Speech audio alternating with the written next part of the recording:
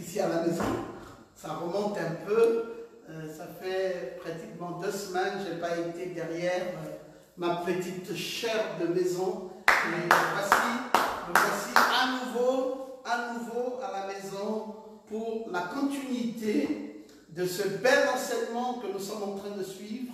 Avale le rouleau du livre. Amen. Amen.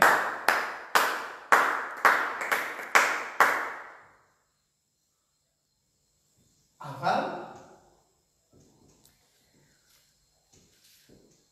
le rouleau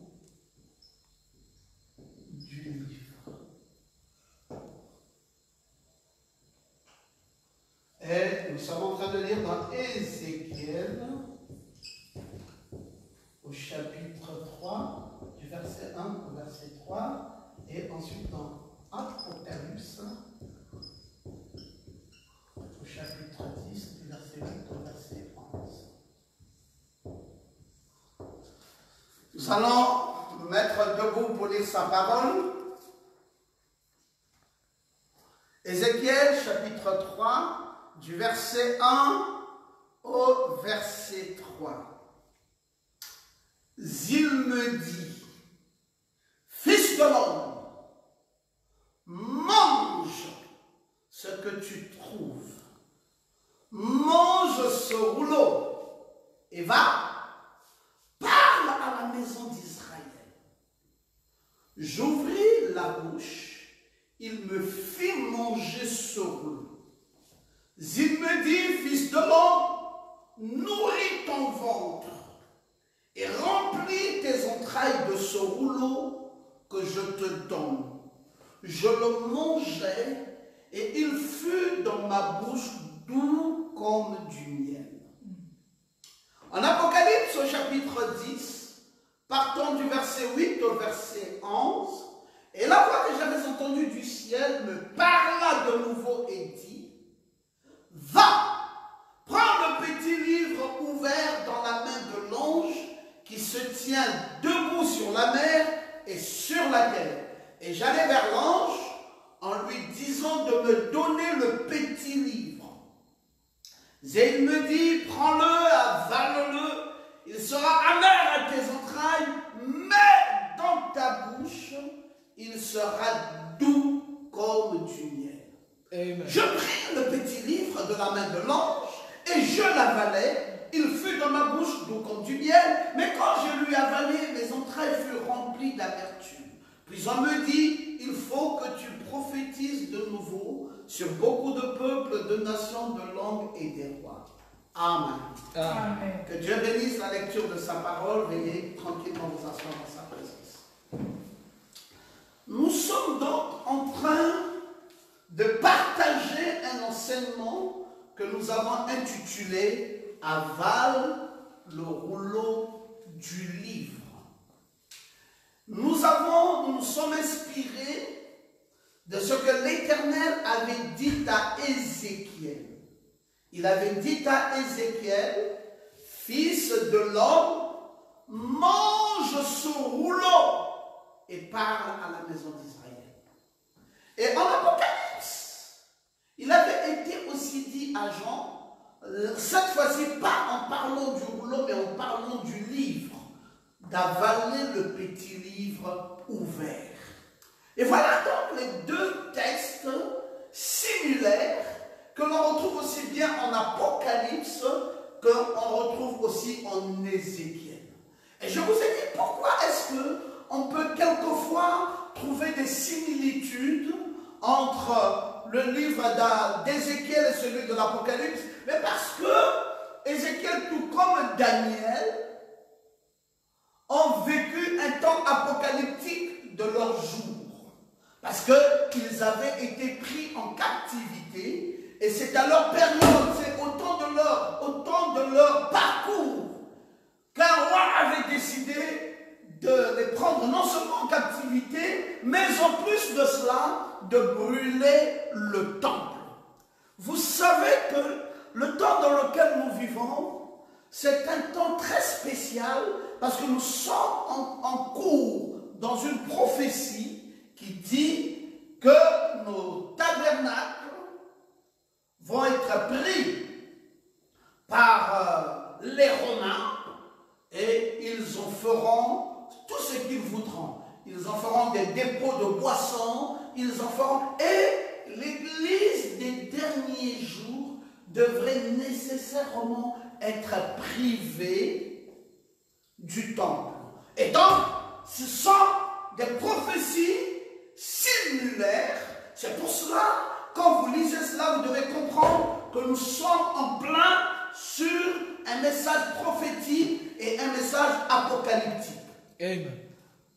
Alors, Ézéchiel, puisque c'est de lui dont nous parlons, dans la signification veut dire Dieu renforcera, a d'abord reçu la vision de la gloire de Dieu, avant d'être mandaté plus tard pour un jugement et pour la délivrance. Donc, il voit d'abord la gloire de Dieu. La gloire de Dieu, c'est ce qu'Ézéchiel voit en premier. Et ensuite, il voit le jugement. Le jugement de Dieu pour enfin voir la délivrance de Dieu.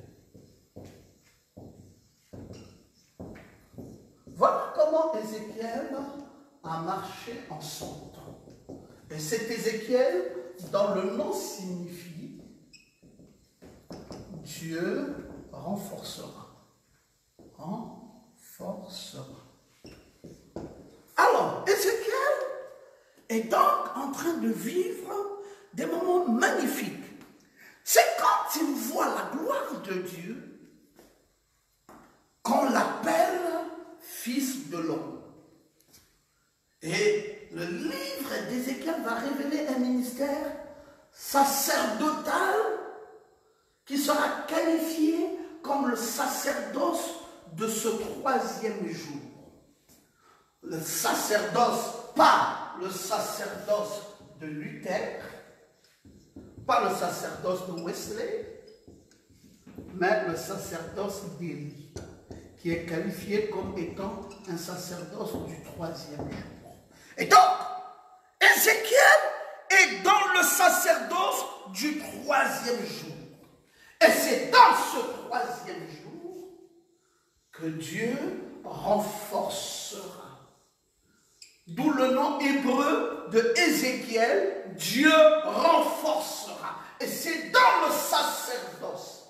C'est dans le sacerdoce de ce troisième jour que Dieu renforce. Qu'est-ce que Dieu renforce dans ce sacerdoce? Dieu renforce la révélation de la parole.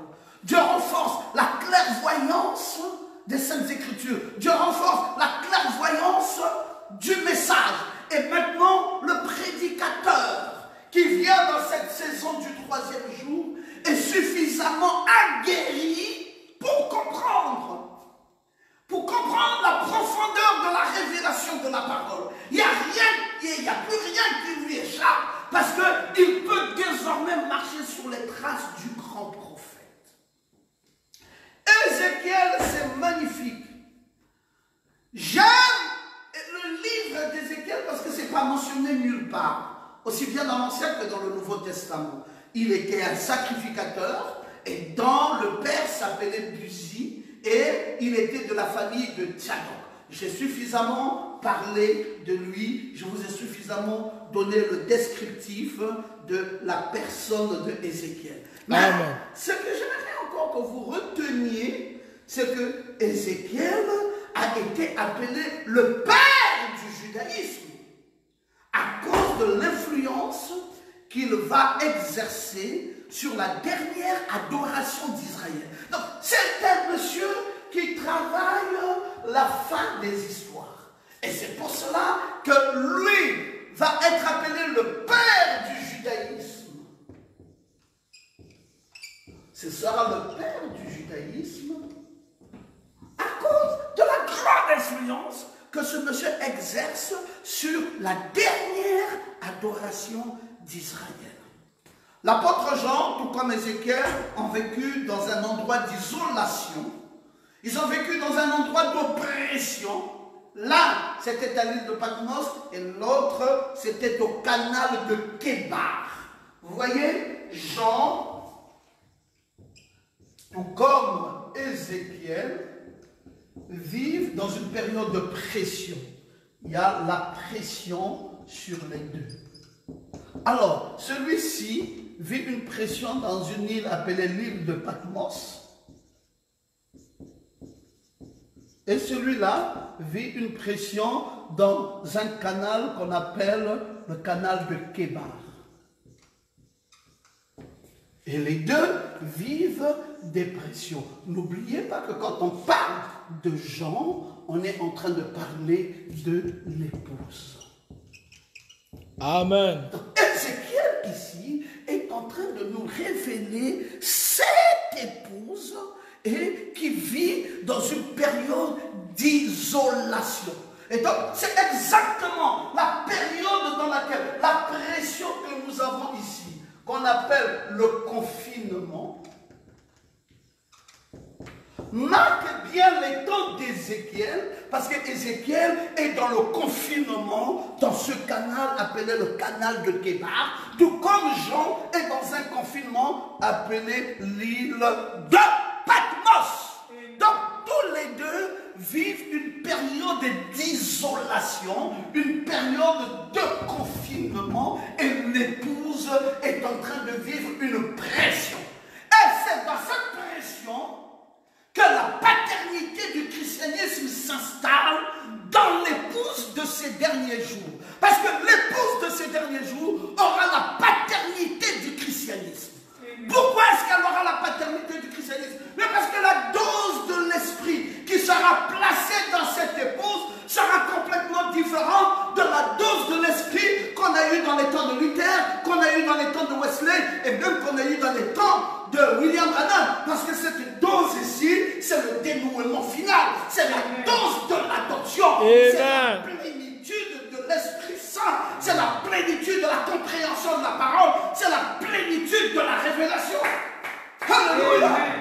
Il semble que tu es trop loin. Tu t'éloignes un peu trop. Il faut bien que ça soit suffisamment clair.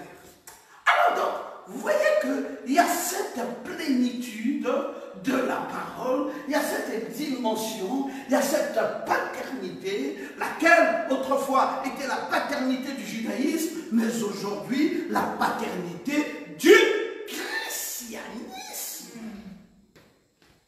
Gloire à Jésus.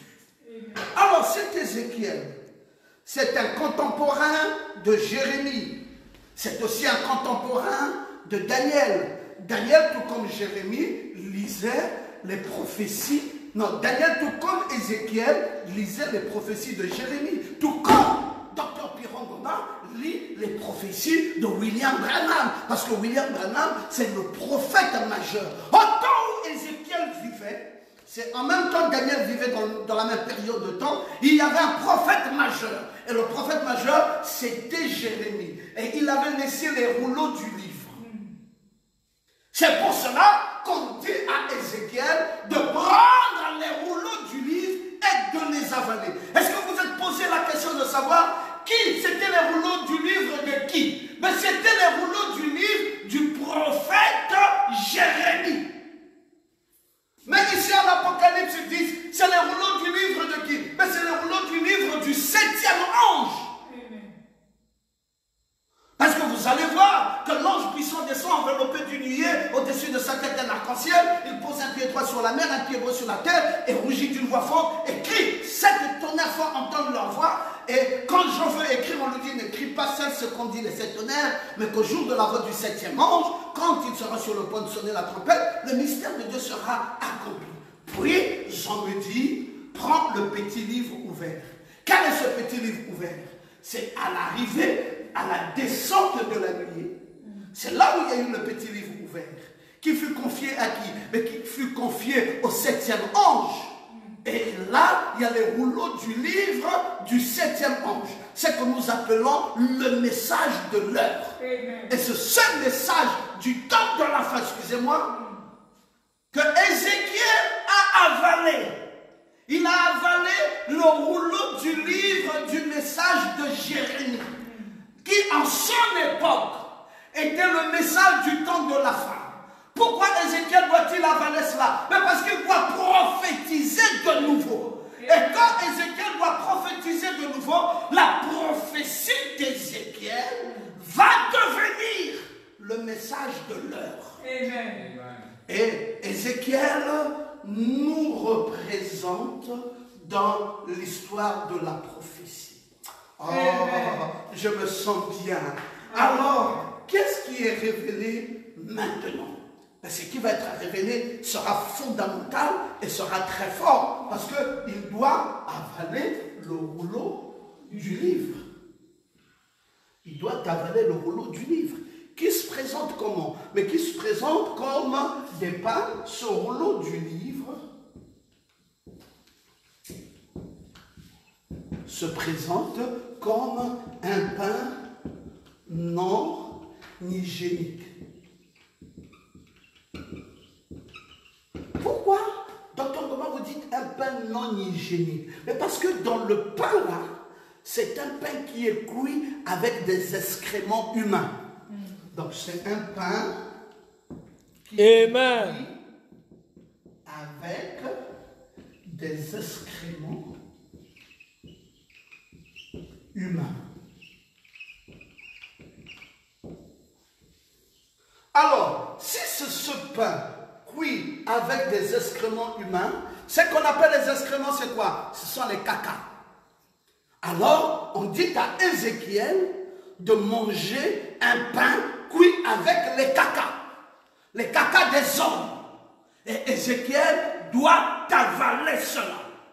Qu'est-ce que les excréments humains peuvent montrer, peuvent représenter? Les excréments humains commencent d'abord par les odeurs. Amen. Est-ce que vous pensez que c'est facile à avaler les cacas? C'est la chose la plus difficile. Mais pourquoi est-ce que je dois avaler les sels? Pourquoi je dois avaler les cacas? Mais c'est pour que les odeurs ne soient pas vues au travers de mes frères et sœurs, mais que les odeurs dégagent de ma propre personne. Alors donc, Ézéchiel ici doit avoir des odeurs en soi-même.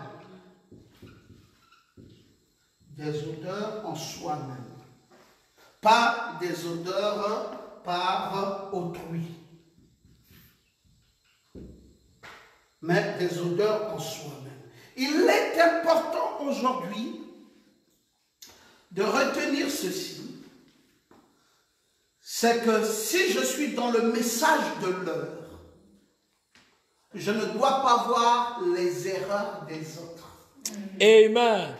Mon plus grand ennemi, déclara William Branham, c'est Branham lui-même. Amen. Si j'ai avalé, parce que beaucoup de gens disent que oui, j'ai le message. Ah, mes frères, avoir le message, c'est avaler les cacas. C'est ça le message. Et ces cacas-là mettent des odeurs dans ta personne. Amen. Et maintenant, les odeurs, tu ne les sens plus de l'extérieur, mais tu les sens au-dedans de toi. Ça veut dire quoi? Ça veut dire que tu commences à réaliser que chaque fois que tu avances, c'est la grâce de Dieu dans ta vie. Amen. Oui, oui. Parce que l'homme le plus sale, c'est toi-même. L'homme le plus pécheur, c'est toi-même. L'homme le plus fautif, c'est toi-même. Ce n'est plus jamais quelqu'un d'autre. Mais c'est toi-même. Le fautif, c'est toi-même. L'homme des erreurs, c'est toi-même. L'homme des fautes, c'est toi-même. Je peux avoir une pochette. Et alors, en ce moment-là, tu ne peux plus accuser quelqu'un. Laissons un peu le prophète sur la question. Ah, il fait beaucoup chaud ce soir. Excusez-moi. Si j'ai enlevé un peu ça, il fait beaucoup chaud ce soir. Oh. Alors, qu'est-ce que je peux dire par là? Je vais lire le prophète à ce sujet, Apocalypse chapitre 4, deuxième partie, ou encore les 24 anciens. Nous sommes au paragraphe 27. Et nous te demandons, ô Père, comme tu le disais, comme le disait le poète, que le frère égaré qui a fait naufrage, voyant notre assurance, reprenne courage et essaye de nouveau. Nous savons que la main pleinement suffisante de Dieu est là, qu'elle est suffisante pour nous aider quand nous trébuchons. Amen. Quand nous tombons, que sa grâce est aussi suffisante. Amen. Ah, dites encore Amen très bien. Amen. Alors, nous marchons dans une voie où nous savons que la main de l'Éternel est suffisante et qu'elle est là lorsque nous trébuchons et lorsque nous tombons. Et que c'est sa grâce qui est suffisante. Voilà ce que c'est qu'avaler le petit livre ouvert. Amen. Avaler le petit livre ouvert, c'est avaler le pain cuit aux excréments. Et quand vous avalez ce pain cuit aux excréments, ça veut simplement dire que vous avez mis au-dedans de vous-même vos odeurs. Amen. Et que vous n'êtes plus là pour apporter un jugement sur les autres. Amen. Oh bon, mais écoute, X, Y, non. Le message que nous avons cru nous interdit de critiquer les autres. Amen. Amen. Le message que nous avons cru nous interdit de parler des gens. Amen. Ce message nous exige de parler de nous-mêmes et non des autres. Cela nous interdit de voir les erreurs des autres. C'est un pécheur, il a trop de manquements, il a trop de fautes, il a trop d'erreurs. Pourquoi est-ce que tu ne vois les erreurs que chez les autres? Vraiment. Pourquoi est-ce que tu n'es pas capable de voir aussi les erreurs en toi-même? Est-ce que toi qui portes un doigt accusateur sur ton prochain, est-ce que tu es sûr qu'il n'y a aucun reproche sur toi? Amen. La parole dénominationnelle, c'est une parole de critique. C'est une parole où on lapide quelqu'un. Mais la parole du message de l'heure, on ne lapide pas quelqu'un. On voit ses propres erreurs. Amen. Je vous ai dit dimanche que cette femme pécheresse s'est retrouvée devant beaucoup d'accusateurs. Et tous l'accusaient auprès du pasteur Jésus. Mais si tu savais, si tu étais donc un saint homme de Dieu, tu aurais pu savoir que cette femme est une pécheresse. Voici ce qu'elle a pu faire comme mal. Voici comment elle est prostituée. Voici comment elle vit la mauvaise vie. Voici. Jésus a dit, d'accord, je veux me courber. Je vais écrire. Et qui de vous n'a pas péché, prenne le caillou en premier et jette sur la dame. Et pendant que Jésus s'est courbé, attendant que les accusateurs de la dame commencent à prendre les cailloux pour lapider sur la dame, un à un s'est retiré. Amen. Pourquoi se sont-ils retirés? Mais parce qu'ils n'étaient pas capables d'accuser pareille femme.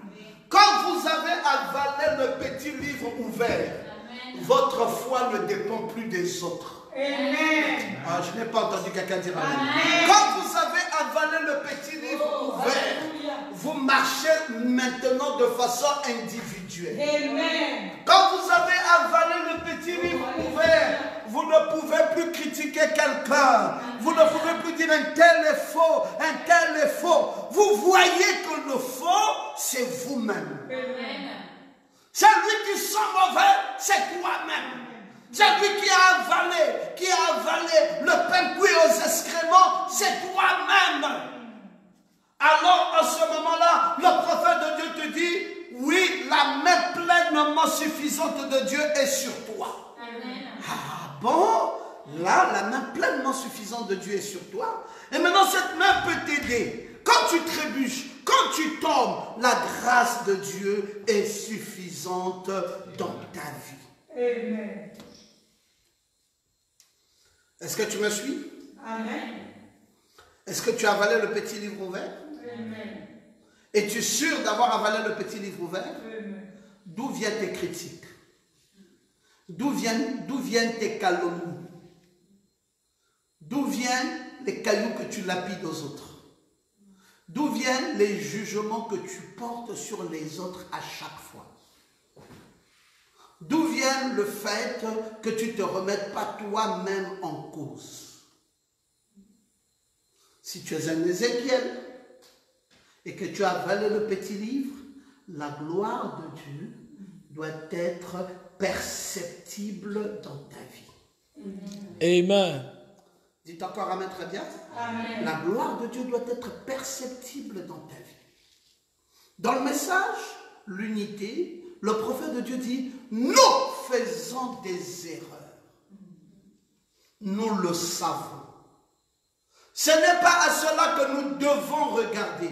Yes, sir. Ce ne sont pas nos erreurs qui comptent, parce que nous allons toujours les avoir. Amen, docteur. Ah, ça c'est fort, hein? Nous faisons des erreurs, mais le prophète de Dieu dit, ce n'est pas ces erreurs qui comptent, parce que nous allons toujours les avoir.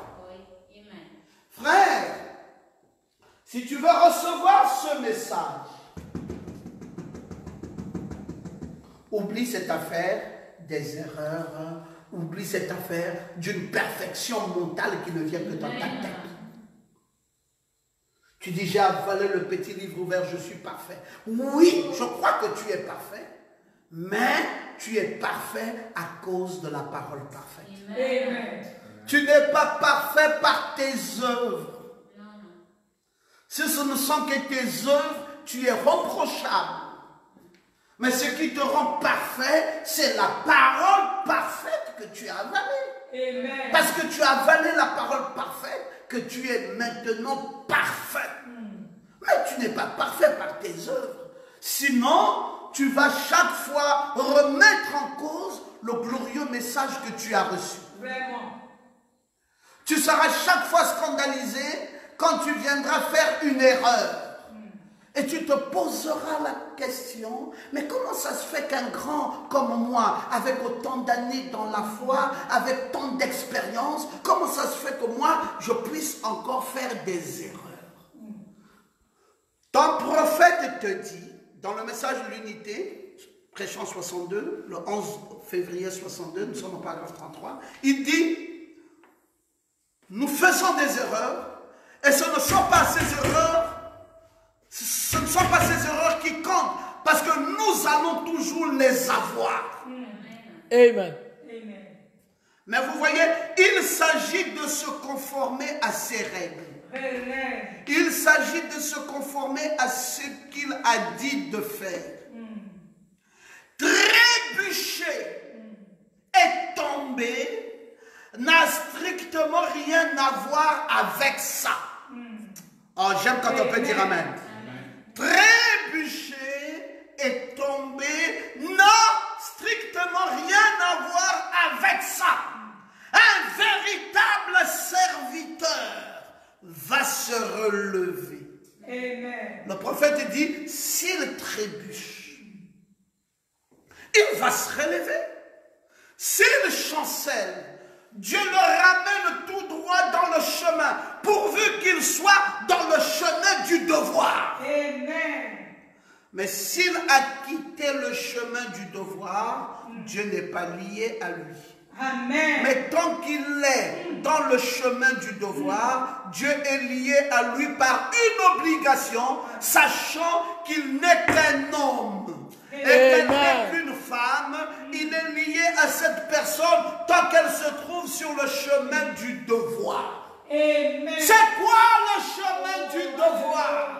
Le chemin du devoir, c'est d'être dans la parole. Amen. C'est de continuer à avaler le petit livre ouvert. Amen. C'est ça le chemin du devoir. Ne prends pas la parole pour mettre à la bouche et puis tu rejettes. Non, avale-le. Amen. Il sera amer dans tes entrailles. Avale la parole. C'est compliqué, mais il faut avaler cela. C'est ça, être sur le chemin du devoir. Et tant que tu avaleras le petit livre, même quand tu trébucheras, Dieu te viendra toujours en aide. Amen. Même quand tu vas chanceler, Dieu te relèvera toujours. Parce que tu t'es conformé à ses règles. Oui, tomber n'a strictement rien à voir. Trébucher n'a strictement rien à voir. Chanceler n'a strictement rien à voir. Ce qui est important pour toi, c'est être dans le chemin du devoir. Amen. C'est de prendre le petit livre ouvert et de l'avaler. Amen. J'aime cela. Alléluia. Oh, je crois qu'il y a des gens Oh. qui comprennent suffisamment c'est quoi le message. Parfois, on a pensé prêcher le message, mais dans la vérité, on n'a pas prêché le message. Prêcher le message, oui, je peux avoir un verre d'eau. Prêcher le message, c'est un peu tout ça aussi. C'est avaler le petit livre ouvert. C'est devenir en soi-même un sujet de scandale. Je vous ai dit qu'il a mis à Sion deux choses. Romains 9, 33, il a mis à Sion une pierre d'achoppement et il a mis à Sion un rocher de scandale. Amen. Tu as avalé le petit livre. Tu es maintenant devenu un rocher de scandale. C'est compliqué pour toi. Tu te poses la question de savoir comment ça va se passer dans ma vie spirituelle. Tu veux atteindre la paternité? Tu veux atteindre la grande dimension de Dieu? Es-tu contemporain de William Branham? Es-tu un Daniel ou un Ézéchiel de ce temps de la foi?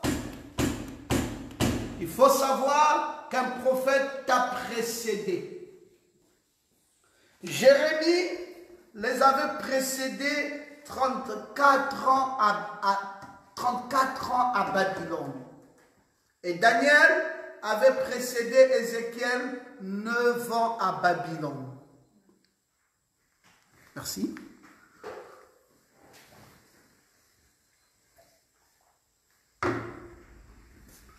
Vous savez, je vais vous dire, si William Branham s'en est allé dans la gloire en 1965, mettait plus 34 ans. 9.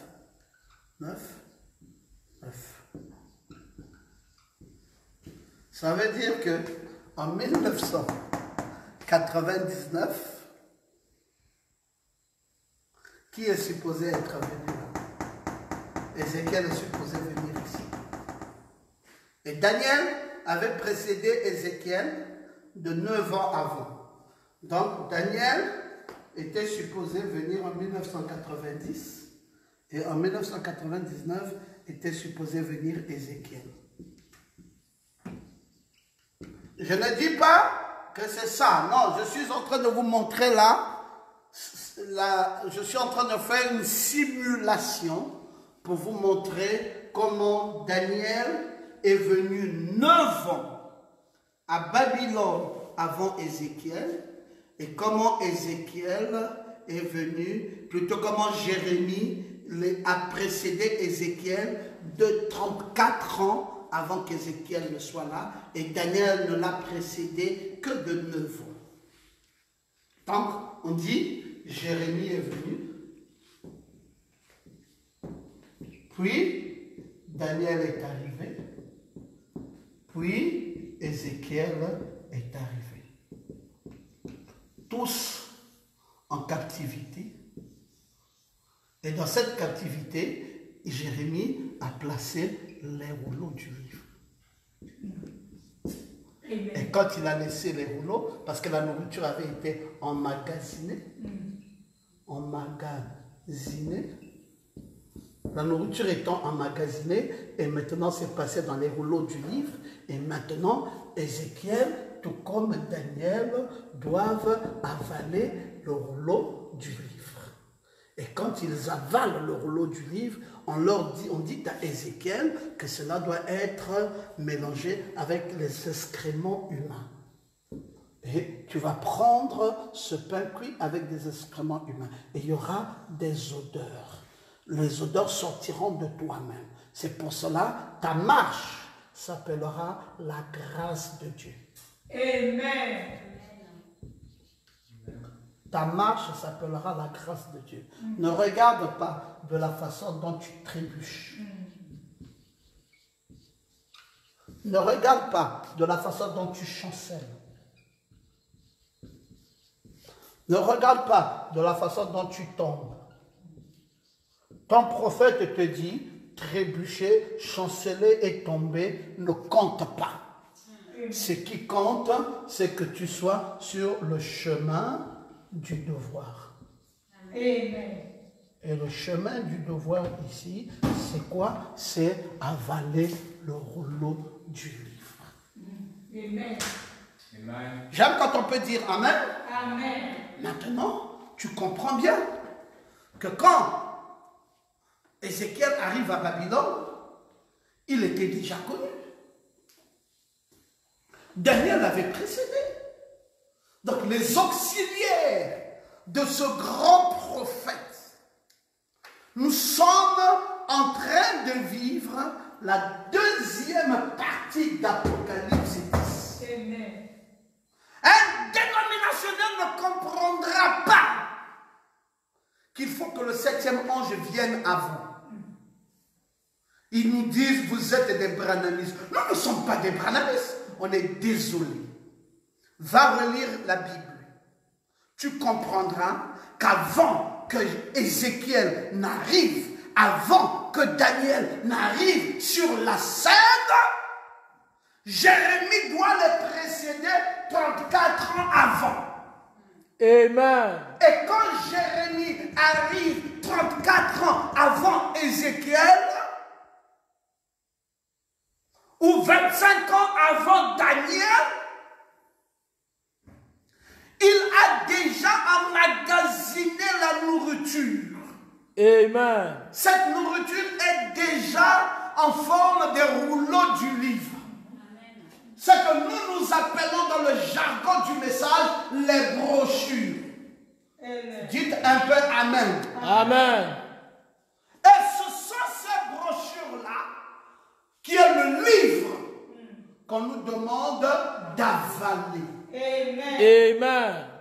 Nous avalons le livre. Et c'est un livre complet. Ce n'est pas une seule bande. Parce que vous savez, la différence qu'il y a entre la bande et le livre, c'est que le livre, Amen. Preach, docteur. le livre, c'est plusieurs bandes. Oui.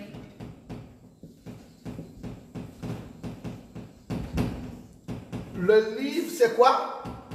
Sur Voilà, le livre, c'est plusieurs bandes.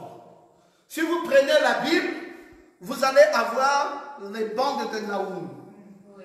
les bandes d'Ézéchiel, les bandes de Jérémie, les bandes de Moïse, les bandes de Matthieu, les bandes de Marc, de Luc, de Jacques, de Jean, les bandes de pierre. Et toutes ces bandes-là réunies forment le livre. Amen. Nous sommes les gens du livre. Nous avons reçu en Apocalypse chapitre 10 le livre ouvert. Dans le livre, il y a beaucoup de bandes. C'est la raison pour laquelle nous aimons écouter la bande et d'autres bandes. Et nous alignons les bandes. Et nous disons, le prophète a dit. Nous répétons le prophète parce que c'est le rouleau du livre que nous avons avalé. Amen. Et dans ce rouleau du livre, il y a la Sainte Bible et il y a son prolongement qui est le message de l'heure. Amen. Le message du temps de la fin, allais-je dire. Et cette Bible et le message du temps de la fin jumelé constituent en soi le message de l'heure. Amen. Maintenant, nous pouvons réactualiser la parole. Nous pouvons lire entre les lignes. Nous pouvons vous montrer les applications de la parole. Nous pouvons vous montrer tout dans les Écritures. Maintenant, quand vous lisez Ézéchiel, vous comprendrez mieux c'est quoi Ézéchiel. Amen. Parce que c'est la nourriture spirituelle au temps convenable. Amen. On dit Amen très bien. Amen. Maintenant, vous voyez. Et Ézéchiel est tranquille. Comme Ésaïe, comme Michée, comme Daniel prophétisait dans le palais pendant qu'Ézéchiel prophétisait dans le pays. Laissez-moi vous dire des choses. Je ne sais pas si vous êtes prêts. Que quelqu'un dise Amen. Amen.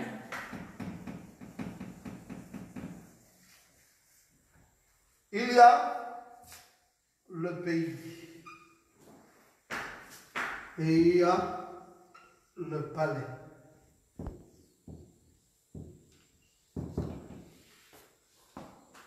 Daniel est ici. Michée est ici. Dites un peu Amen. Amen. Est-ce que vous comprenez ça? Ésaïe est aussi ici.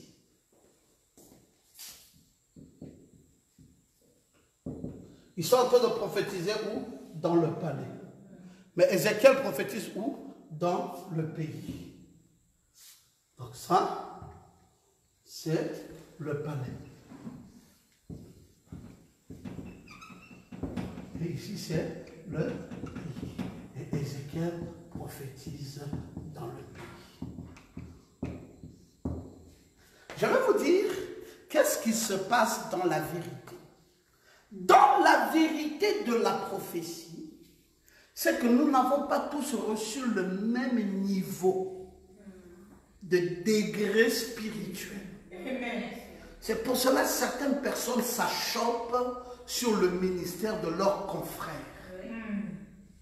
Il y a des gens qui ont reçu une dose d'onction pour prêcher dans une certaine localité. Et il y a d'autres qui ont reçu une dose d'onction pour prêcher dans plusieurs contrées.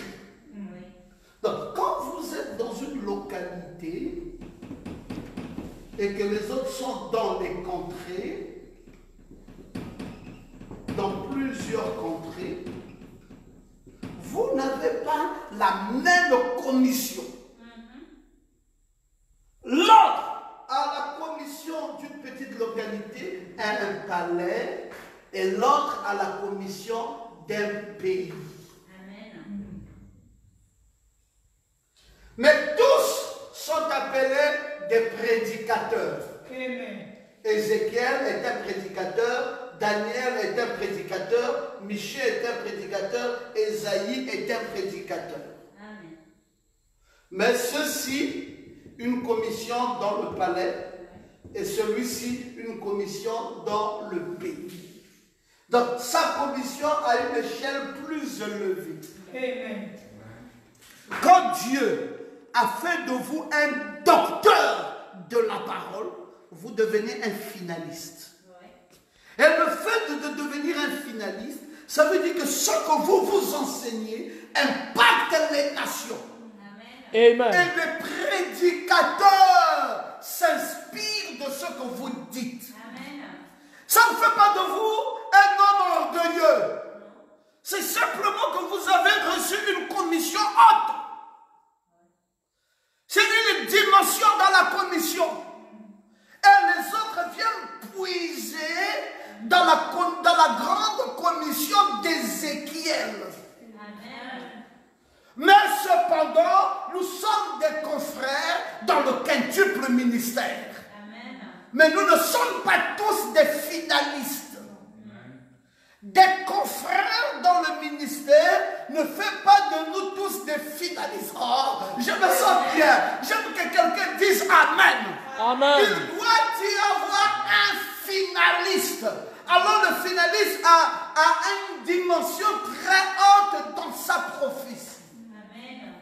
Et les autres prédicateurs trouvent qu'il faut écouter ce prédicateur. On s'inspire mieux, on comprend mieux, on puise mieux.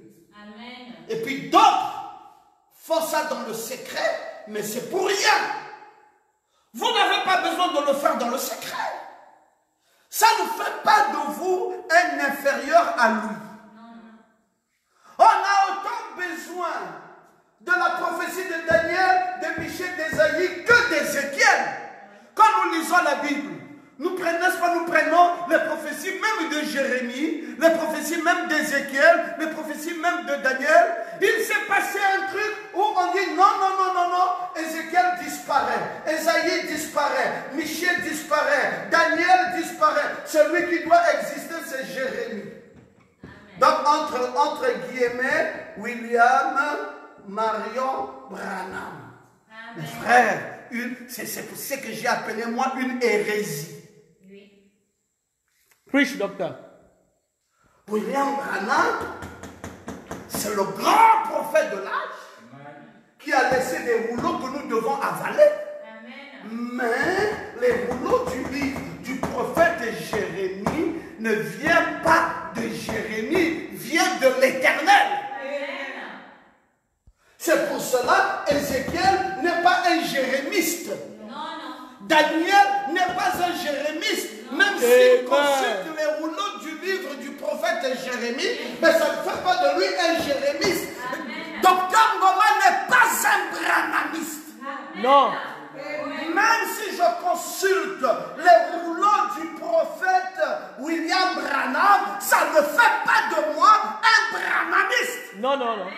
Je suis chrétien. Pas branhamiste, chrétien. Amen. Mais si vous êtes chrétien, monsieur, pourquoi allons-vous consulter les rouleaux du livre du prophète Branham? Posez la question à Daniel. Pourquoi est-ce qu'il consultait les rouleaux du prophète Jérémie? Posez la question à Ézéchiel. Pourquoi est-ce qu'il consultait les rouleaux du prophète Jérémie? Posez la question à Ésaïe. Pourquoi est-ce qu'il consultait les rouleaux du prophète? Posez la question à Michée. Pourquoi est-ce qu'il consultait les rouleaux du prophète? Et vous allez avoir la réponse. C'est que dans un âge, Dieu élève un prophète majeur.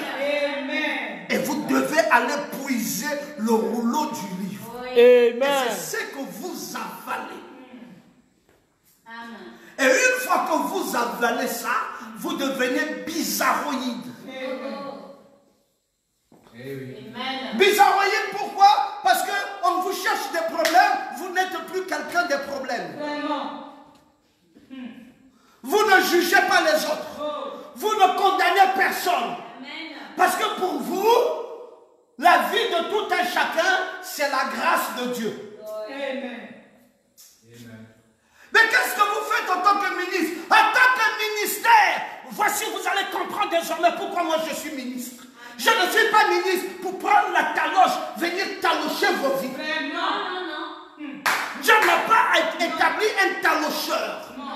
Je ne suis pas là pour talocher. Toi tu vis mal, allez, je te colle. Toi tu du mal, je te donne. Non, moi, mon devoir à moi, c'est de te prendre et t'amener où? Sur le chemin du devoir.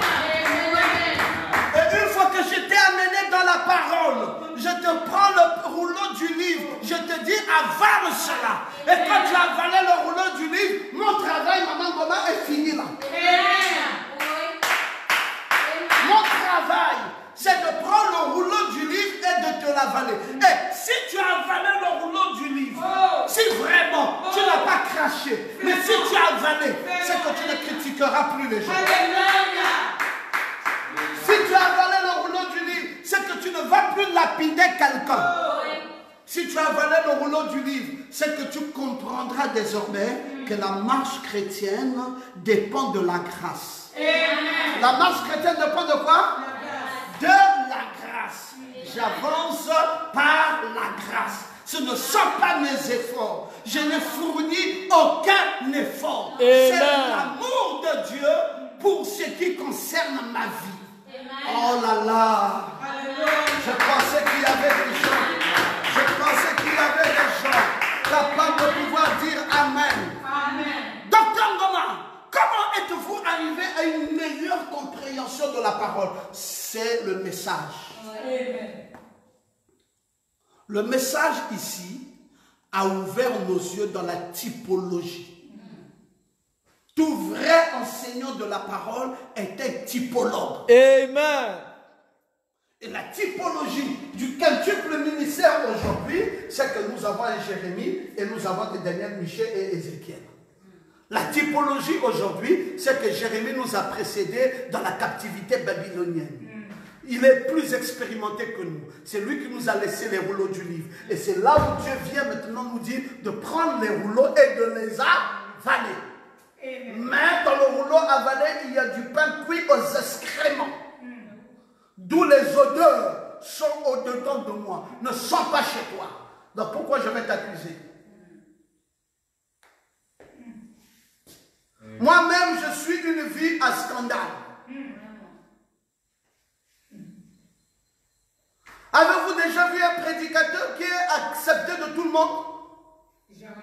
Frère, je lisais un article cet après-midi et qui m'a beaucoup plu. Les hommes les plus souffrants sont les pasteurs. Alors si j'avais mon téléphone, j'allais vous lire cet article. Ça m'a beaucoup plu cet article. D'ailleurs, je vous promets que je vais vous le lire la fois prochaine. On dit un pasteur c'est un psychologue. Un pasteur c'est un conseiller de mariage. Un pasteur c'est un ingénieur des affaires des vies des gens. Un pasteur, il dit que le pasteur a tout le travail, tout ce qui se fait sur la terre ici. On prend tout ça, on met sur la tête d'un pasteur. Il a une charge énorme. Mais la conclusion, c'est que les gens sont toujours ingrats vis-à-vis des pasteurs.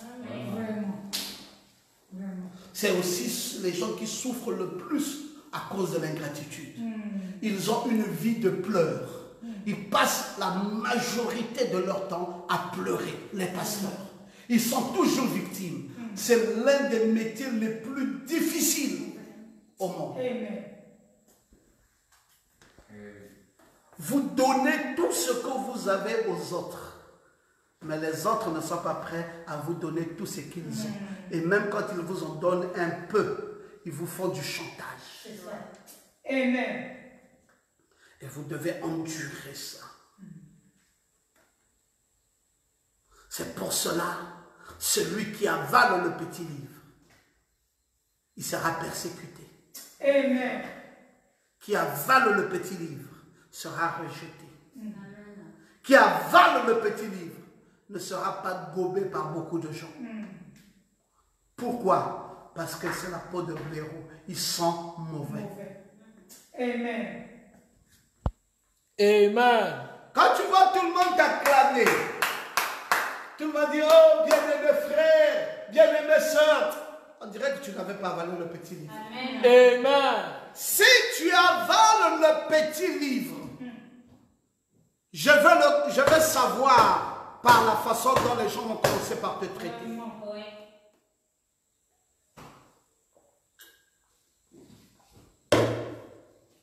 C'est le rocher de scandale. C'est ça même la pierre d'achoppement. Mais que dois-tu faire? Le prophète de Dieu te dit qu'un véritable serviteur de Dieu va se relever. Amen. Dis encore Amen. Amen. S'il trébuche, s'il chancelle, il va se relever. Ouais. Parce que c'est ça même. Dieu est lié à lui. Ah, j'aime ça. Tu vois, la citation dit, Dieu est lié par une obligation, sachant qu'il n'est qu'un homme ou qu'elle n'est qu'une femme. Il est lié à cette personne tant qu'elle se trouve dans le chemin du devoir. Amen. C'est la vérité. Quand tu avalais le petit livre ouvert, ça veut dire que Dieu est rentré en toi et maintenant Dieu s'attache à toi. Amen. Quand on veut te voir, on ne te voit plus toi, c'est Dieu. Dieu se fait voir à toi. Dieu est lié à toi. Amen. Dieu est lié à une personne qui est sur le chemin du devoir. Amen. C'est là où Dieu et toi, vous devenez un. Amen. C'est Paul dit, ce n'est plus moi qui vis, mais c'est Jésus qui vit en moi. Que le Amen. Seigneur vous bénisse. Amen. Nous allons nous mettre debout. Louange à Dieu.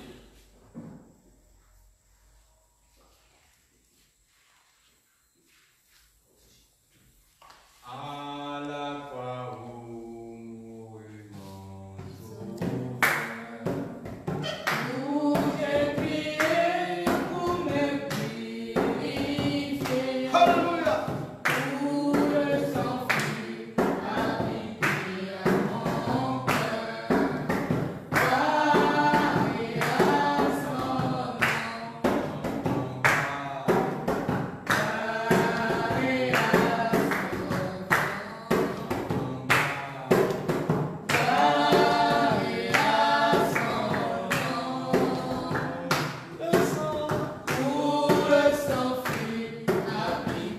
à mon cœur, gloire et à son nom, gloire et à Éternel, nous voulons te dire merci Merci Jésus. pour le message de ce soir. Nous avons compris énormément de choses. Amen. Dieu est lié à nous. Amen. Oui, il se lie à nous par une obligation. Il se lie en nous tant que nous nous trouvons sur le chemin du devoir. Amen. Tant que nous avons avalé le Oui, petit Jésus. livre, Dieu est lié à nous. Amen. Merci pour le rouleau du livre du prophète Jérémie que Ézéchiel a lu, que Daniel a lu, que Ésaïe a lu, que Michée a lu. Oui, Père! Quelle grâce merveilleuse Amen. pour ce grand prophète que tu nous as donné dans ces temps de la fin. Cela ne fait pas de nous des jérémistes, ni des branhamistes. Oui, Jésus. Cela fait de nous des chrétiens. Amen. Après que nous ayons avalé le petit livre ouvert. Merci Seigneur parce que c'est un pain cuit avec des excréments humains. Il y a le scandale, mais c'est cela sillon aujourd'hui. À toi l'honneur et la gloire. Bénis tes enfants, bénis ton peuple, bénis l'épouse, bénis ton serviteur, alors que nous t'avons prié dans le parfait nom de Jésus-Christ, notre Sauveur. Amen. Amen. Gloire à toi, Seigneur. Alléluia. Que Jésus soit loué. Nous allons prendre nos dîmes et nos offrandes.